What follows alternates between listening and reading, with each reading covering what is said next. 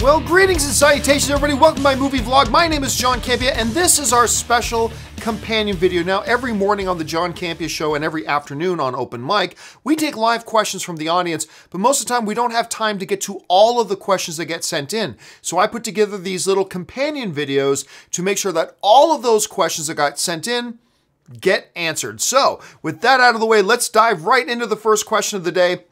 And the first question we need to get caught up on was from Holid Love, who writes, if a character in Avengers Infinity War says something like, "Who's this Iron Man Jr.?" I'm going to bust out laughing thinking about your little rants. Yeah, for those of you guys who've been watching me, you know my big pet peeve of the MCU right now. And I love Spider-Man Homecoming. Love that movie. But it does make me, it has been a pet peeve of mine that they've turned Spider-Man into Iron Man Jr. with the whole suit and everything, his own AI system. It's just like Spider-Man wasn't cool enough, but there it is. But yes, that if somebody refers to Spider-Man in Infinity War as Iron Man Jr., I will just get up and go, thank you very much, folks, and just walk out because my day will have been made. All right, next one comes to us from Mr. Film, who writes, saw Ready Player One. Wow, I think Spielberg was the best choice. No kidding, man. I mean, greatest filmmaker of all time, who nobody has ever done fantasy adventure better than Steven Spielberg. And to me, that was one of the big highlights of Ready Player One. Super excited. I don't think that movie would have turned out as well had a lesser director been brought on board. Dave Akins writes, if Marvel approached you to do a Devil Dinosaur voiceover motion capture for the MCU, would you accept? Well, of course I'd accept. I mean, somebody approaches you, a nobody, says, you want to be in a movie, in an MCU movie? Yes. So yes, I will absolutely, this nobody will totally do that. Completely, even if it is for Devil Dinosaur. Dave also follows up with, John, have you watched the Luc Besson film Angel A? No, I have not. That is a Luc Besson film I've never watched, to be honest with you. Anthony R. writes, to answer yesterday Cap question, he learned basic combat training from the Army. In the present day, he learned advanced martial arts from S.H.I.E.L.D. Yeah, but I still believe, see, somebody asked the other day, like the serum made Captain Rogers big and strong and super reflexes and all that kind of stuff, but how do you learn to fight? My belief is, especially watching the film, is that he's had to learn how to fight since he was a child. But he's just never had the physical tools to do it. So like when he's fighting that bully in the alley in the first Captain America movie before he becomes Captain America, you see he's got that same fighting stance when he goes, I can do this all day. It's the exact same fighting stance he's in another time in the MCU going, I can do this all day. So I think he knew how to fight. He just never had the tools to do it. Certainly once he got into the military, he learned even more. And then once he got into S.H.I.E.L.D., he learned even more. But I think he probably knew how to fight the whole time. He was just a really scrawny little guy who just couldn't do anything with those tools until he got big and strong. But I don't think you're wrong, Anthony. I mean, I think the things you're mentioning certainly added to it. All right. Joe's Reviews writes, thoughts on The Founder with Michael Keaton. I liked it a lot. However, when I first heard about, for those of you who don't know, it's about the founding McDonald's and all that kind of stuff. When I first heard about it and the trailers, I thought, this is an Oscar movie. This is going to be a, maybe not winning, but an Oscar buzz movie. And I watched it and it's good. I like the movie. I thought even the surrounding cast was really quite exceptional too. It just wasn't that movie I was kind of expecting, you know? Not expecting, it wasn't that movie I was hoping for. That Oscar caliber, Oscar level film that I was deep down hoping it would be and thought maybe it would. It wasn't that good, so I was a little bit disappointed, but don't let the word disappointed fool you. It's still a very good movie that I enjoyed. If you haven't watched it, you should definitely check it out. All right, Hector Jetter writes, after 3 days, I still can't stop thinking of how great Ready Player One was. Saw it on Prime. You think it'll look great in 3D? I know you hate 3D as I do. It'll look the same in 3D. Honestly, I've never thought 3D adds to anything. I find it to be a useless gimmick and it doesn't add to anything for me. Will it look good? Sure, but it looks great without 3D. So, but anyway, Hector, you and I are on the same page. I still can't stop thinking about how much I enjoyed Ready Player One. I cannot wait to go back and watch it again and get on that ride again. I loved that movie. Let's see. Anthony Ashmask writes, Have you seen Dexter starring Michael C. Hall? The first 4 seasons are a masterpiece. Dark and gritty with fantastic performances. John Lithgow was bone-chilling in season 4. If not, watch it ASAP. Oh yeah, I watched all of Dexter. All of Dexter. I even liked the final season. I did not like the finale. I didn't like how they wrapped it all up. That was a little bit unsatisfying to me. But up until that point, I dug the season. I love that show. And I love it beyond season 4. I know a lot of people think it kind of peaked with the Lithgow season and just went downhill after that. I don't feel that way. I love that show. You know, earlier today on the John Campea show, somebody was asking about these show revivals that we've got going on, like Roxanne. We've got revivals of Will and Grace, and they're talking about other revivals as well. A Dexter revival, I'd be completely on board for. And I've even heard Showtime is toying around with the idea of coming back to Dexter. I mean, Michael C. Hall hasn't been super busy. I mean, he pops up in Game Night, and his little pop-up in Game Night was great. We saw him for like 1 episode on The Crown. He's done a little bit here and there, but he's available. He's available. I would love to see a Dexter reunion show. I totally would. Let's see. Dylan Trost writes, over under 90% Ray survives episode 9. I'll take the over on that because we've already heard from Kathleen Kennedy that they've already got plans for movies involving Poe, Ray, and Finn moving beyond episode 9. So I won't go 100%, but I'll take the over on that. Dylan follows it up with the follow-up question, over under 30% that Kylo Ren survives episode 9. I'll take the under on that. I don't think it's impossible that he survives. I think there's like maybe a 10% chance he survives, but if you're going to set the over-under at 30%, I will take the under on 30% that Kylo Ren survives episode 9.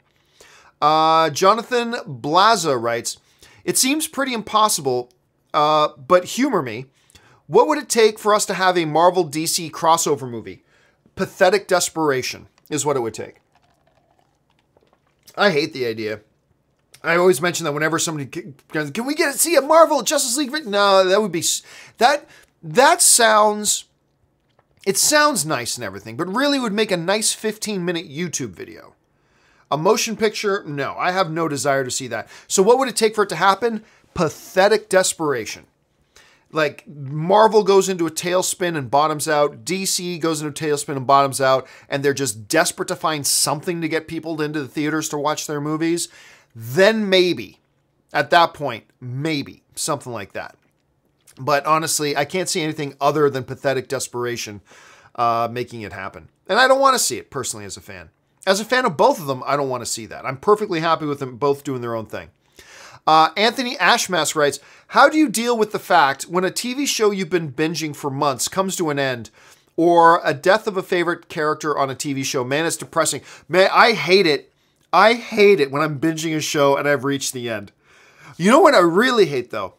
I can't remember. It was a TV show where these people go back in time to live in the dinosaur era. It was a Fox show and Stephen Lang was in it. I can't remember the name of it off the top of my head. But I started watching that show and binging it, not realizing it got canceled. So I get to the end of my binging and it's like, there's no more? And it ends without the story being resolved. Like, I don't mind it when a show ends. Shows end, that's fine. But I hate it when a show ends and I wasn't expecting it to end. And clearly the show ends when it wasn't expecting to end. And then I feel, and that was like one of the most dissatisfying viewer experiences of my life, was watching that damn Fox show about living with the dinosaurs with Stephen Lang. And they never concluded it and it just ended and I didn't realize the show had been canceled. That was frustrating. That was really frustrating. Let's see. Mr. Film writes, Jupiter Ascending is my guilty pleasure. I'm proud. You know what? You should be. To me, Jupiter Ascending is one of the most egregious sins ever committed against movie fans. It is beyond horrible. Like, I can't even put into words how bad I find that movie. But therein lies the beautiful nature of the subjectivity of film. Just because it's that way to me doesn't mean it hits everybody else the same way. Clearly, Mr. Film, it hit you in a way that you enjoyed it, and that's awesome. I will never, waste another second of my breath on watching that garbage again, but just because it's garbage to me doesn't mean it's garbage to you. And if you liked it, I'm glad somebody got some enjoyment out of it. That means whatever hundreds of millions of dollars they put in that movie wasn't all a total waste because somebody liked it, and I'm glad you did. And you don't have to apologize for it being a guilty pleasure, not at all. Let's see. Jonathan Blazer writes, Batman versus Dom Toretto, or does the Earth just blow up? Somebody else asked me that question the other day, because, you know, we've been joking around about, joking, but it's true. My one beef with the Fast and Furious franchise, and I've come to really enjoy it. I didn't like it up till episode 3, but once I got to episode 4 and on, I really got on board with it. But the one thing that has always bothered me with that series is that they take this Dominic Toretto character, who's just a dude who likes cars, and somehow he is the most undefeatable, powerful warrior on the planet. Like, every Secret Service person, whatever, trembles at the name Dom Toretto. He's a grease monkey. He's a dude who just fixes cars and likes racing cars. But out of nowhere, he's a ninja. And he could fight Transformers. He could fight Optimus Prime, okay? He could have a handicap match, him versus Megatron and Optimus Prime, and the writers of Fantastic Four, the writers of Fast and Furious will have it so Dom Toretto wins. Not just wins, probably wins pretty easily. And that's always been the thing that bothers me about that. And of course, I always say Batman always wins. So if the Fast and the Furious writers are writing that fight, Dominic Toretto wins that fight in about 30 seconds. If any other writer in the world is writing it, Batman wins in his sleep. But, yep, there you go. Let's see. Jonathan follows up. Thanks for your music the other day. It really felt just like hanging out with friends. Like, so he's pointing out, you know, a couple of times over the past few years, just when I'm feeling stupid and somebody brings up a music question, I'll reach over and grab my guitar and play my guitar and sing something when I'm feeling idiotic. So thank you for your kind words, man. I appreciate that. Med6814 writes, more music in the show. An opening like Won't You Be My Neighbor would be awesome, and then we could have a sing-along movie learning. Yeah, sure, why not? I'll see about starting off my show with a guitar rendition of Won't You Be My Neighbor. By the way, if you haven't seen the documentary, the trailer for that Mr. Rogers documentary, stop what you're doing. Turn off my video. I mean, seriously, you will be more edified watching that trailer than watching my show. So go ahead, turn off my show. That's fine. Go watch that trailer. The trailer's wonderful. And man, the world needs Mr. Rogers today. More than ever before, we need Mr. Rogers. Ben Rayner writes, sorry for breaking April Fool's rule, but you were not going to be on tomorrow for April Fool's, so I thought I would get a go. So for those of you who missed it, what Ben wrote in the other day was, basically, I love Jar Jar. I think he's a great, underappreciated, brilliant character. By the way, April Fool's, but it wasn't April Fool's yet. It wasn't April 1st. I understand where you're coming from, Ben, but you cannot break the rule of April Fool's. You can't do that, man. Anthony Ashmask writes, your all-time favorite TV characters. Mine are Barney Stinton, don't know who that is. Monica Geller, I think that's a Friends character. Richard Castle, don't know who that is. Harvey Specter, not sure I know who that is. Dexter, I love it, Dexter. Chandler Bing, I think that's a Friends character. And Damon Salvatore, I don't know who that is. But that's something I'd have to think about, who my all-time favorite characters are. Crowley is from Supernatural is one of my favorites. I'm loving Tom Ellis's rendition of Lucifer on the show Lucifer right now. Love that. I mean, Jax Teller. I mean, again, these are just off the top of my head. I would have to sit down and make a list. I don't like answering all-time top 5 this questions on the spot because that's something I'd want to sit down and think about for a while, and I don't want to take the time to do that right now. But Dexter's a great character. He's certainly a great character. Speaking of Dexter, his adopted dad, Harry, from the show Dexter, he is now on Black Lightning. He plays Gamby in Black Lightning, and I love seeing him on Black Lightning. He's been great on that. All right, Donnie Yasu writes, just saw Ready Player One last night. It was a good movie, but as a reader of the book, I felt myself more disappointed. I understand changes being needed to make movies, but it felt like Spielberg missed the gamer themes throughout the movie. Don't care. I mean, this is why I have a rule. Quite often after I see a movie, I'll read the book. If a movie is coming out that's based on a book, I have a rule. I will not read that book before I see the movie. Because I find that people who read the books first of all, Ready Player One is a 400-page book. A screenplay needs to be about around 120 pages.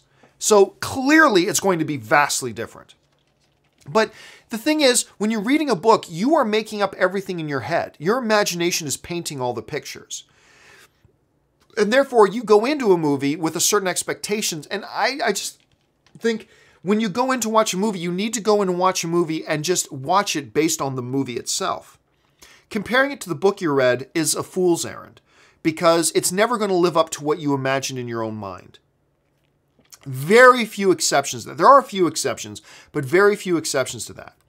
And so here's the funny thing.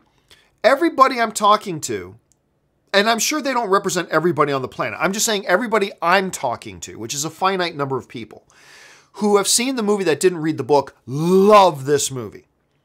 Most of the people who have read the book and seen the movie, like my wife, also like the movie, but I'm finding the few people that grumble about it are people who read the book, and surprise, surprise, whenever a movie's based on the book, you can always just count on there are people who read the book that go, well, it's not as good as the book. It's like, well, it's a tall order because your book was 400 pages long. That was able to do a whole bunch more, and you got to paint the pictures in your own head. So it's a difficult thing to do. The movie to me was just simply flat out brilliant. Brilliant. I don't give two shits about the book. I'll be honest with you. I don't give a shit about the book. The movie was brilliant. And, you know, my wife read the book. She loves it. That's great. But I care about the movie. And I'm probably going to now read the book now that I've seen the movie for sure. But all I can say is from my experience not having read the book, and I'm glad I didn't read the book, I thought the movie was brilliant. And I feel like it did capture a lot of the gamer themes too. Unless you're talking about specific things that were in the book. In that case, the movie did not suffer at all from cutting them out because I thought the movie was great. But that's just me. All films subjective. Let's see. Where are we? Aaron Lautamaja writes, could Solo defeat Infinity War in its opening weekend? Oh, for sure. Easily. As a matter of fact, Infinity War is already going to be beaten for first place at the box office in its third week when Deadpool 2 comes out. Deadpool 2 is going to make more money on its opening weekend than Infinity War is going to make on its third weekend. I don't think you're going to find anybody that disagrees with that. I mean, no matter how much I'm looking forward to Infinity War, I'm not saying which movie's going to be better. I'm just saying by the time Infinity War hits its third weekend, a movie like Deadpool 2 will make more because Black Panther, you know, let me look this up here quickly. I should have pulled this up earlier, but I didn't, so sue me. Let's see, Black Panther. I want to see how much money Black Panther made on its third weekend. So it opened on February 16th. Okay, so there we go. February 16th, 2018. So that's the weekend that opened.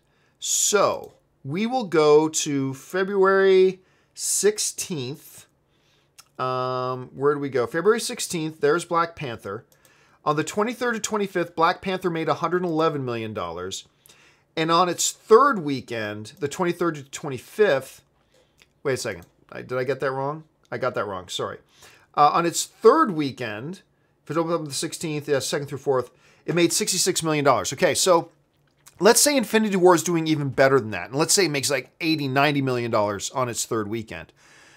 Do you not think Deadpool 2 can make more than $90 million on its opening weekend? I do. I think most people do.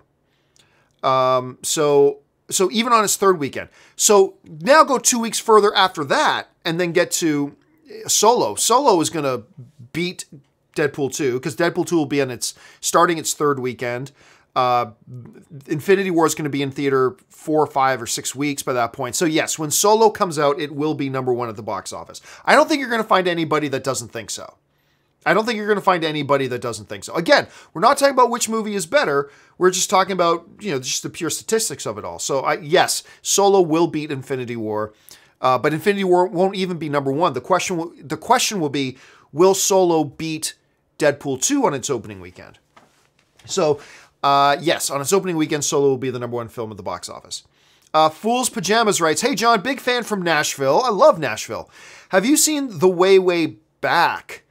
If so, what are your thoughts on it? Also, your thoughts on the Nashville Predators. I love Nashville. The Way, Way Back, is that like the 2012, 2013 thing, like with Steve Carell and Allison Janney? if that's, it's a nice little movie about the 14-year-old kid and they go on vacation. It's a nice little movie. I like it. It wasn't super memorable. Don't talk about it an awful lot, but I like the film. It was nice. Nashville Predators. I kid you not. I got a buddy that lives in Nashville, and I've gone down there to visit him a couple times. And I remember I almost bought tickets. I almost bought season's tickets to the Nashville Predators because I was living in Canada at the time, in Toronto. Toronto's not too far from Nashville, flight-wise. And I remember finding out it would be less expensive for me to buy a ticket to a Nashville Predator game and buy a flight to go to Nashville and back than it would be to just trying to buy a Toronto Maple Leafs ticket. So I remember I actually considered once buying myself some season's tickets to the Nashville Predators. Because I like their style of play. And right now, they're killer. I mean, they're first place in their division, if I remember right. And they love their Finnish goaltenders. Boy, the GM in Nashville just likes his Finnish goaltenders. But they're doing great. They're going to be scary in the playoffs. I mean, I don't think they're a serious Stanley Cup contender, but they're going to be scary in the playoffs. I wouldn't want to run into them. Let's see. Manuel Conception writes, John, I guarantee that all of us fans want to see John versus Christian in a Star Wars trivia showdown. Well, that'll never happen because you're never going to see me over there again. No way. But, I mean, theoretically, were it to happen, I mean, my dude Christian, he knows his stuff. I mean, if there's anybody theoretically who could beat me, it's Christian. Now, you might be saying, John, what about Sam Witwer? Played him twice, beat him twice. Pshaw, Sam Witwer. But Christian would be...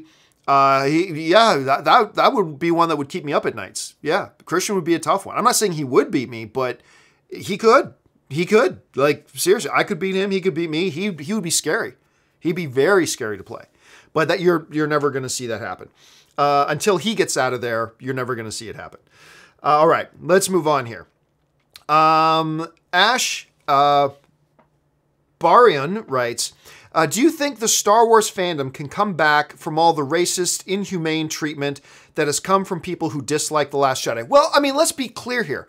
There is a portion of the people who didn't like Star Wars The Last Jedi that are complete fucknuts, racist, misogynistic idiots that are a disgrace to the human race.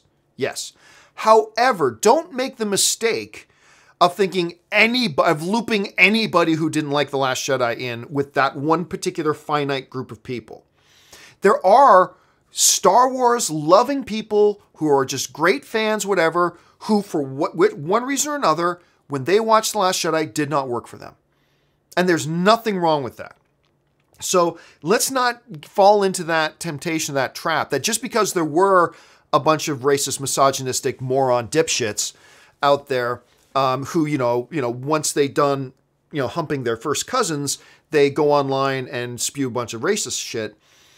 Just because there are a bunch of those people, they do not represent the majority of the pure, just Star Wars loving fans out there who, for whatever reason, the movie just didn't work for them. So let's make sure we understand there's a difference between those groups of people, okay? Lots of Star Wars loving fans that love the movie, Star Wars loving fans who didn't like the movie, and then you get this fragment, this section of people within that community, but are separate from that community, that didn't like the movie, who also just happen to be ass-backward fucknuts. So let's not confuse those two people. Has the Star Wars fandom been hurt by that group of people? Yes. The Star Wars fandom, it's been a loss of innocence. Because you can have people that hated the prequels, like me. I hate the prequels, whatever.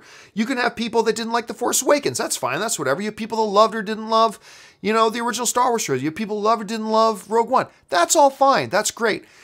It wasn't until The Last Jedi and the emergence of this bottom-feeding, mama's basement-dwelling, pathetic losers who come to the forefront with their misogynistic and their racist agendas, that it really was a loss of innocence for the Star Wars fandom. That this real ugliness that we've seen in the video game industry, that we've seen in like the Marvel versus DC thing, it was this really cancerous side of fandom, we never really saw it rear its head in the Star Wars fandom until The Last Jedi. And I don't know that we will ever be able to go back. I don't know that we'll ever be able to get back to that place that we were at. And again, it's not about having everybody love every Star Wars movie. I hated the prequels. Some people liked Force Awakens.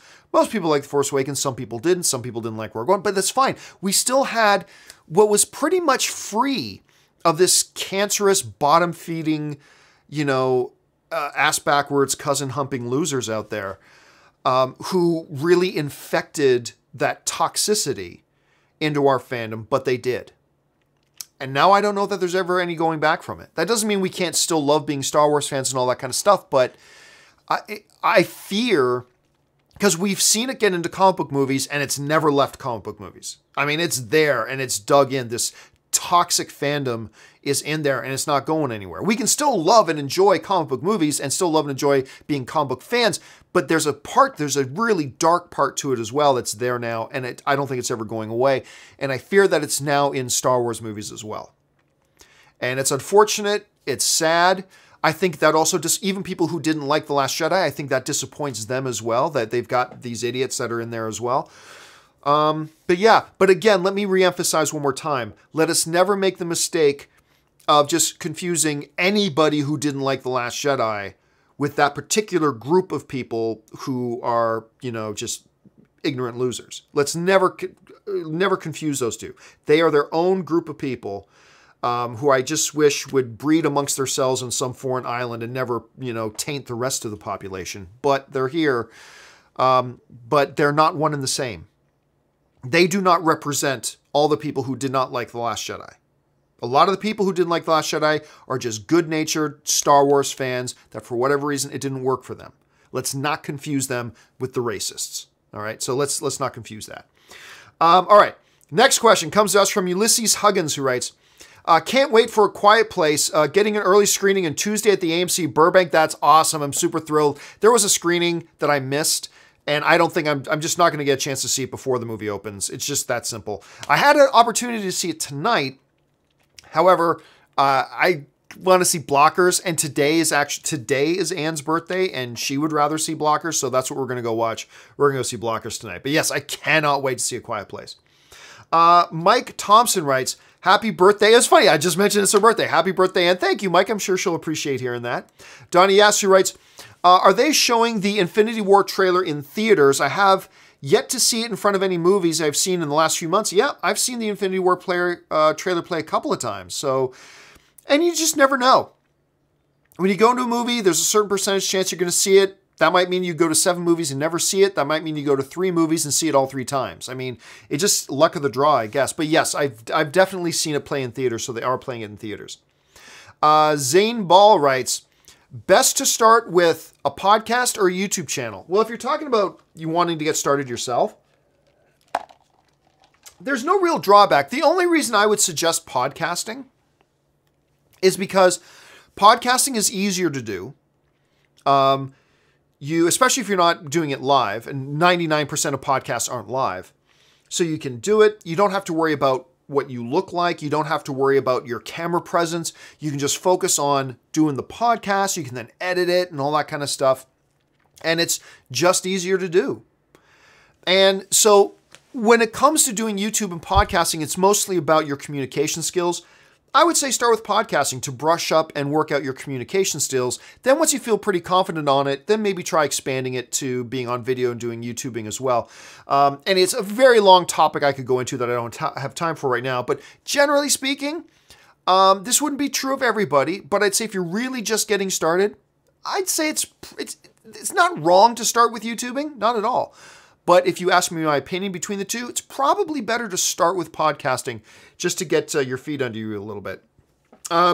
Jerry Longberg writes, hey, Johns, greetings from Finland. We were just talking about your fine goaltenders in the NHL. Name 5 people who you want to see in a solo Star Wars story. I would like to see Jabba and Greedo. Love your content. I don't like doing top 5 lists. Also, I'm pretty well established that I don't want to see any. I don't want them to do a Solo movie. I don't want them to do a Jabba movie. I don't want them to do a Yoda movie. I don't even want them to do an Obi-Wan movie. I'm fine with it if they do them. But I want to see Star Wars stop shrinking the galaxy and start expanding it. I want to see them going to different planets and different worlds and different solar systems and different groups of characters, different time periods. The story of Star Wars goes back thousands and thousands of years. Go back, do Old Republic, do even something between Old Republic and now. Too many other stories to tell. It's time to expand the universe, not to contract it. So when you ask me, name my 5 I'd want to see in a Solo movie, then I'd say none. That's really my answer, none. I'll go see any of them, but if you're going to ask me which ones I don't want any. I want them to start doing other things. Luis David writes, hey, John, did you see the Shazam teaser released by the director? It was awesome. Yes, I did. It was like called something.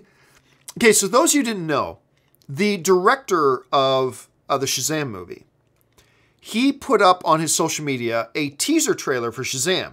But of course it was April Fool's. So it was April 1st. And it's clips from the old like 1970s, 1980s Shazam show. And it's like subtitle Shazam, like Rise of the Pony Master or something ridiculous. It's really fun. It's really fun. If you get a chance, go check it out. Let's see. Florian Stumpf writes, ciao Giovanni, will we see Ghost Rider again? It's going to be tough because Ghost Rider is now in the MCU already in Agents of S.H.I.E.L.D. I do believe we'll see him again in Agents of S.H.I.E.L.D. if Agents of S.H.I.E.L.D. doesn't get canceled, that is. But will we see him in the movies? I don't know. It's going to be tough to bring that character over into the MCU. They've never brought a character from the television shows into the movies. So it's I don't know. If we are going to see him again, I'd say it's a 90% chance it's going to be on television. So that's probably where we'll see him. Will we see him again on the big screen? Not really sure about that.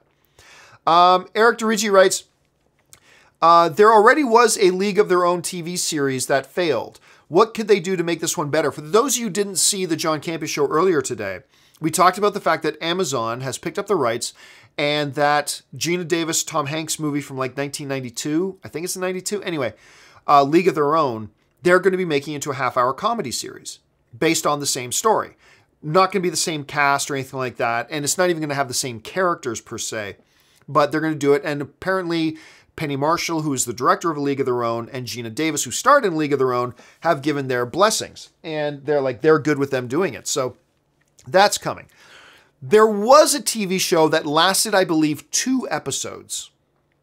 I think it was in 1990. I think it was the year after.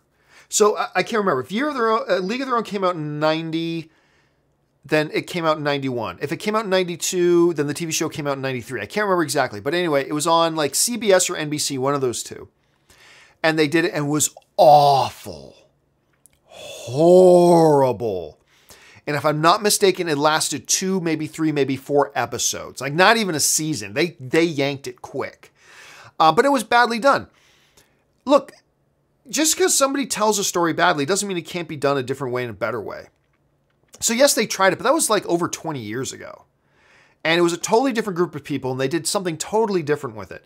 So it's kind of, there's no comparison there. There is nothing in common other than it's based on that movie.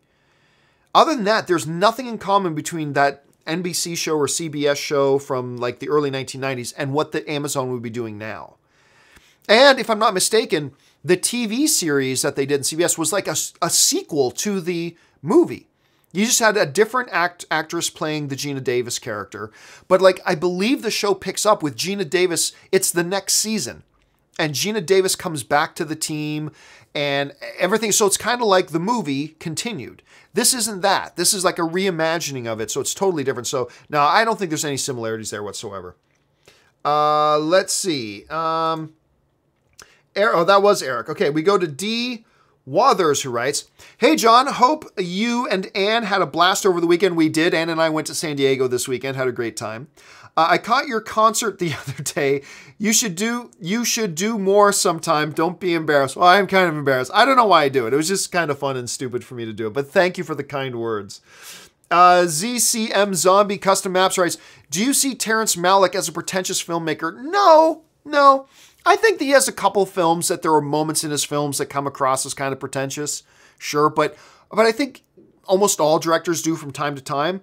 I don't particularly find... I know Terrence Malick is a divisive director, but I don't particularly find him as a... I wouldn't describe him as a pretentious filmmaker myself personally. I know there are others who do. I don't personally find him that way. Holy GBS writes, "Hey John, another reason to watch Into the Badlands, a show I mentioned I haven't watched yet, but I hear great things. Stephen Lang," I didn't even know Stephen Lang was in it. "Stephen Lang is a badass kung fu fighter who fights while using a wheelchair." Okay, if I wasn't sold on it already, you just sold me. I am now sold on checking out Into the Badlands just from that description. Thank you for mentioning that. I had no idea Slang, as he likes to be called, I had no idea Slang was even in that show. So there you go. ZCM Zombie writes, "Which one will top higher at the box office, A Quiet Place or Blockers?" Ooh, that's a good question. I mean, if Blockers is as funny... see, they're both rated R. I'll say this. If Blockers is as funny as people say it is, I think it'll do better. If it's not quite as funny, but Quiet Place is as good as everybody's saying, then Quiet Place. But it's tough, man. That's a tough call. Okay, I'll just... Shot in the dark, I'm going to say Blockers. Again, I'm not saying which one is the better movie, but which one will do better at the box office. I'll take a shot in the dark and say Blockers is going to be it. All right, let's go on here. Aston Regis writes, "The flip side, just saw Ready Player One, amazing. So surprised there was only 4 of us in the theater. Yeah, that's too bad, man. I mean, it's great. We mentioned on the John Campea Show earlier today, it was wonderful to see that Ready Player One took first place at the box office this weekend. That's great. But at $41 million, which is better than, Pacific Rim did, and it's better than Tomb Raider did, it's still not great. It deserved much better than 41. I thought it should have been, I knew it wasn't going to, but I thought it should have been like 80 or 90 million opening weekend.